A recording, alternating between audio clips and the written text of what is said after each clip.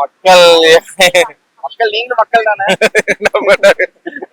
நீங்க சொல்லுங்க சும்மா உங்களுக்கு எனக்கு இவங்க விருப்பம் இந்த ஆட்சி வந்து ஓகே இல்ல வேற மாற்றம் வரலாம். இந்த ஆட்சியே ஓகே தான், பரவாயில்ல.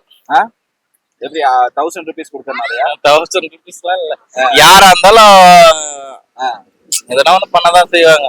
எல்லாருமே சம்பாதிக்கதான் வருவாங்க. யாரும் நான் இது பண்றது மாதிரி தெரியலையே. யாருமே நல்லது பண்ண தெரியாது.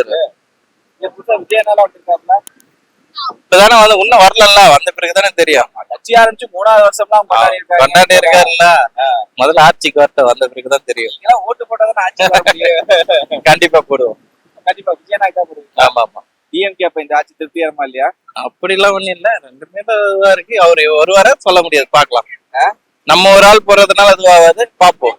ஆனா ஒவ்வொரு ஆள் யோசனை பண்ணி இது பண்ணலாம். புது ஒரு வீரல் புரட்சி. ஆமா கண்டிப்பா. அதனால ஒரு வீரல் புரட்சி பண்ணிருக்கீங்களா?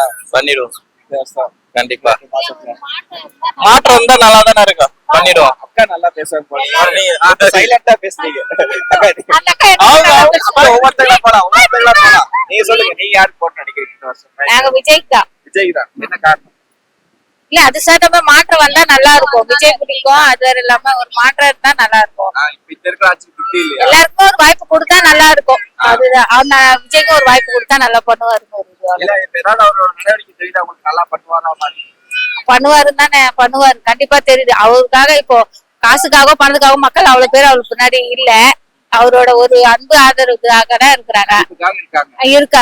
அதுவும் இல்லாம இப்ப அதுக்காக பண்ணுவாருன்னு தான் நினைக்கிறாங்க. அவர் மேல கணக்கு பாசத்துக்காக மக்கள் ஓட்டு போடுவாங்க. அவர் நல்லா பண்ணுவார், அதுக்காகவே அவர் நல்லா பண்ணுவார். நம்புறோம் கண்டிப்பா 100% கண்டிப்பா நம்புறோம்.